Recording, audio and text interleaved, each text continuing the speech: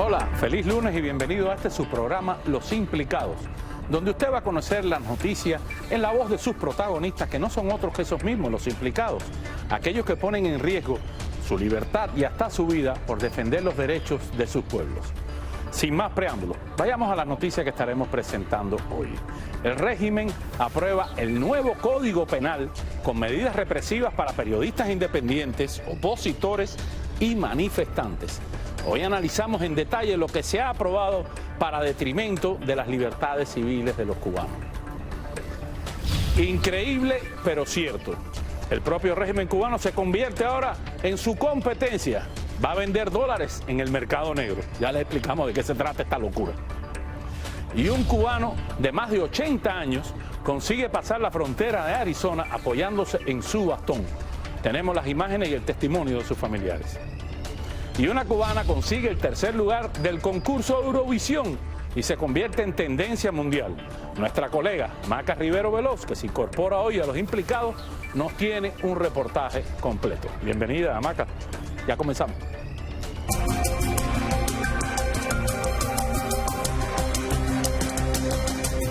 Desde Centro Habana, la noche de este domingo se reportó un incendio en una vivienda ubicada en la calle Industria entre Neptuno y Concordia. Los bomberos que acudieron al lugar explicaron que la posible causa del siniestro sería la combustión de materia reciclada que los propietarios acumulaban en la casa. Todo un título parece. No se lamentan pérdidas de vida. Las imágenes muestran varios camiones de bomberos intentando sofocar el fuego. Varios internautas, como Dayani Márquez, vecina del lugar, comentaron que no fue una explosión, sino que un cubano simplemente le dio candela a su casa. 2 muertos y 7 heridos. Ese es el saldo preliminar de un accidente de tránsito ocurrido hoy en Guaymaro, provincia de Camagüey.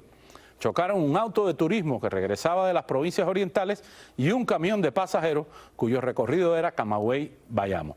Minutos después de trascender los primeros detalles del choque, ya se confirmaban el deceso de al menos 2 personas que aún no han sido identificadas. Las imágenes compartidas en redes sociales por autoridades y testigos del suceso muestran a los 2 vehículos envueltos en llamas y totalmente destruidos. Al mismo tiempo, en Guantánamo ha muerto un joven chofer, Yonder Beirute Pileta, de 28 años, cuando la ambulancia que conducía cayó desde un puente a causa de una falla mecánica.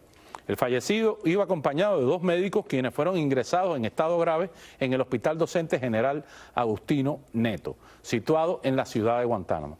Las fotografías sobre este accidente muestran que la parte delantera de la unidad de emergencia quedó completamente destruida a causa del impacto. Varias personas han expresado sus condolencias a las familias de Beirute Pileta y también escribieron emotivas palabras para el joven fallecido, cuya pareja se encuentra embarazada. Este domingo, la Asamblea Nacional del Poder Popular aprobó el nuevo Código Penal cubano que arremete contra la prensa independiente, la sociedad civil y los derechos a manifestarse de los cubanos. El nuevo código convierte el actual delito de rebelión en delito contra el orden constitucional y lo penaliza con un mayor marco sancionador, a la vez que agrega el delito de desórdenes públicos para castigar las alteraciones de esa naturaleza producidas en grupos o individualmente.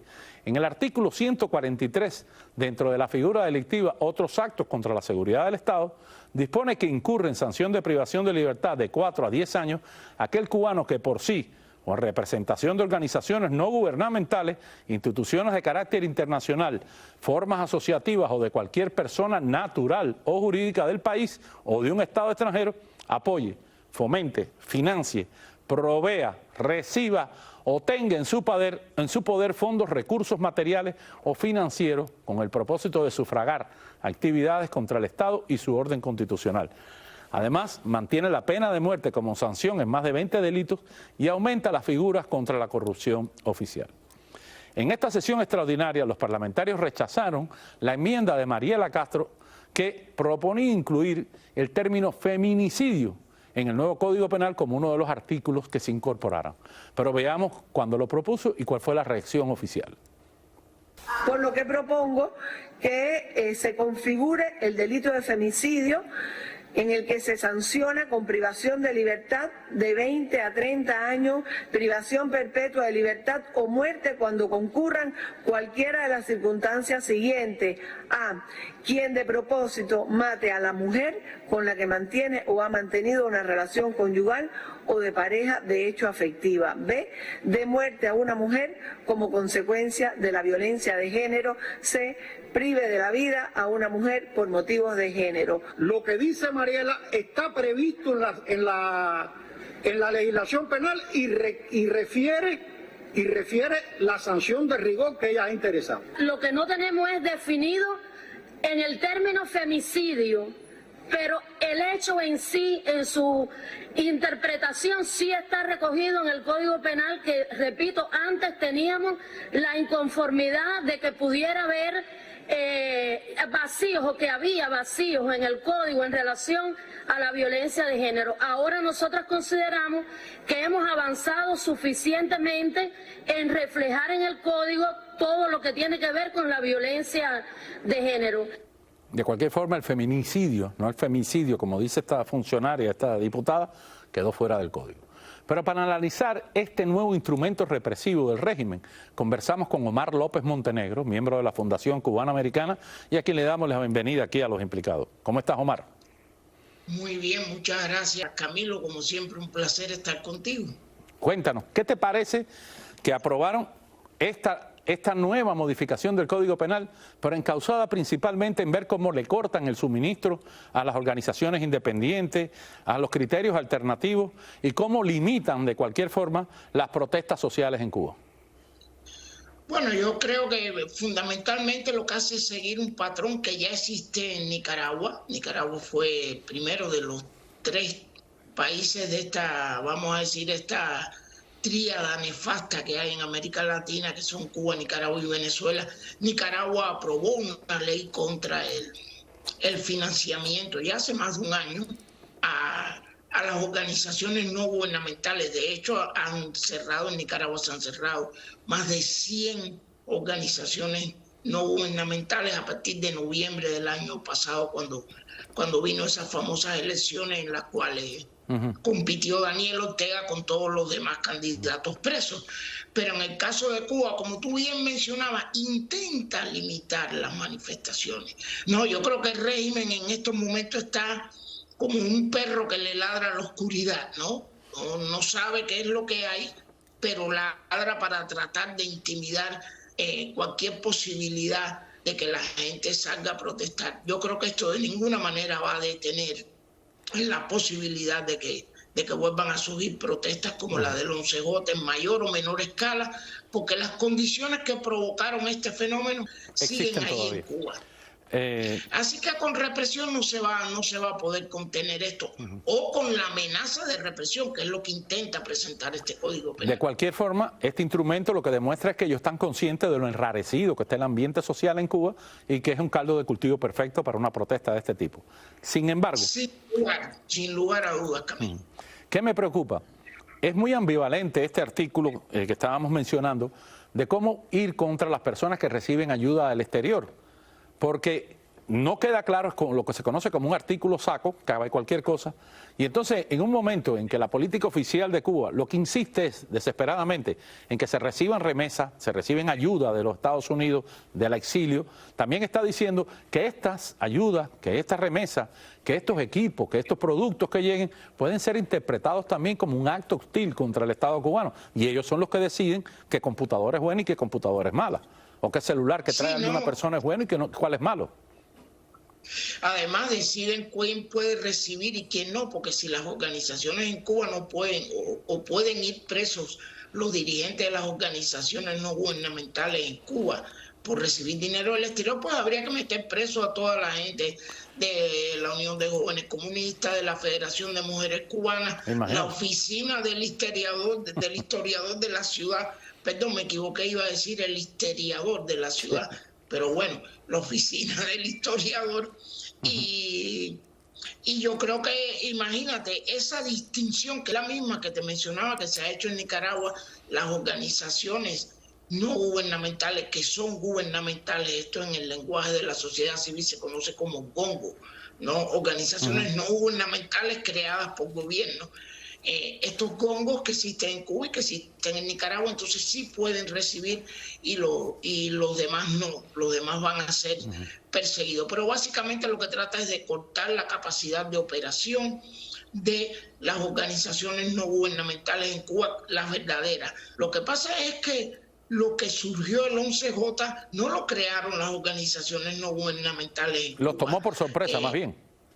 Los tomó por sorpresa a todo el mundo, al gobierno y a las propias organizaciones. Así que en realidad, como bien estábamos hablando, el caldo de cultivo, el descontento popular. Hoy salió una noticia de que Cuba ha importado mucho más de lo que ha exportado, ¿no? Esta dinámica negativa en las relaciones económicas es la que está generando la crisis. Y la crisis, en otras palabras, gasta más de lo que vende, esto está claro. Está gastando más de lo que vende. Mira, hay otra cosa que me impresiona mucho, que es que se había dicho que iban a suspender la pena de muerte. En la práctica, en Cuba no hay pena de muerte, no se ejecuta pena de muerte desde aquel secuestro de la lancha de Regla, que hace ya bastante tiempo. Sin embargo, en la nueva modalidad del Código Penal aprobada recientemente, más de 20 artículos mantienen como sanción principal la pena de muerte. Perduró. Yo diría, Camilo, que es una espada de Damocles. Como te decía, el régimen está como el perro ladrándole a la oscuridad, que tiene miedo de él y trata de inducir miedo a la población. Y yo creo que los acontecimientos del 11J sacudieron a todos los estamentos del poder en Cuba.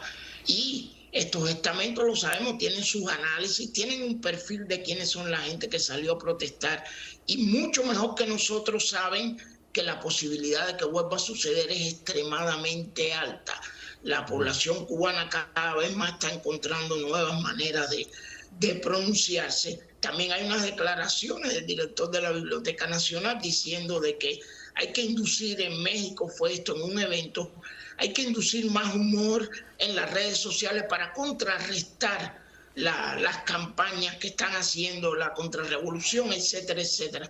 Pero el régimen está preocupado primero con el caudal de descontento y de desafío que existe en el espacio virtual, y ellos saben, ya lo experimentaron, que ese espacio virtual con tremenda facilidad se convierte en un espacio físico, y además el poder repetidor que tiene y la capacidad que tiene de llegar a la población cubana, porque como quiera que sea, la mayoría de los jóvenes tienen un celular, la mayoría de los jóvenes tienen acceso a aplicaciones, pues mucho que traten de interferirlas, la gente sabe, se informa en tiempo real, y esta capacidad de informar en tiempo real fue lo que fue precisamente, yo diría, la espina dorsal de lo que sucedió en el 11J. La gente se transmitió las imágenes y ya sabemos que el entusiasmo es contagioso. Y sabemos que el empoderamiento es contagioso también. Otro tema que también es novedoso es que el régimen está apretando la mano contra la corrupción oficial. Hay artículos modificados completamente para llevar más recio, sancionar más fuerte a las personas que son prendidos cobrando comisiones, disponiendo de los recursos del Estado, que además es una lucha histórica. Desde que estaba Fidel Castro vivo decía que la revolución no la podía tumbar nadie, a no ser los propios revolucionarios con los inventos y los negocios. ¿Tú crees que estas medidas, este reforzamiento contra la corrupción va a tener algún resultado cuando cada vez hay más reportes de corrupción?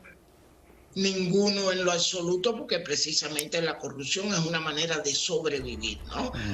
Lo que tal vez en algún lugar puede ser corrupción. En Cuba, por ejemplo, se usaba el eufemismo de desvío de recursos, ¿no? Para decir cuando alguien se robaba algo de una empresa. Pero en un país donde los ciudadanos no tienen posibilidades de prosperar por sí mismos, la única manera de sobrevivir es involucrarse en redes de corrupción. Y esta campaña contra la corrupción es una hipocresía grande, porque la corrupción más grande, ¿quiénes son las que la ejercen? Los altos funcionarios del régimen. Entonces, algunos sí pueden ser corruptos, otros no pueden serlo. Hay corrupción autorizada y corrupción ilegal. Y corrupción ilegal, exactamente. El otro tema fundamental en esto es que, digamos, el paradigma social en Cuba cambió completamente y ahora es la búsqueda del dinero. Y entonces, ¿quiénes son los que tienen acceso a las fuentes de dinero y a las grandes fuentes de dinero? la gente que está en los altos niveles de la cúpula, la población, entonces tiene que recurrir a estos esquemas. Y te voy a decir algo que mencionaba que es bien interesante.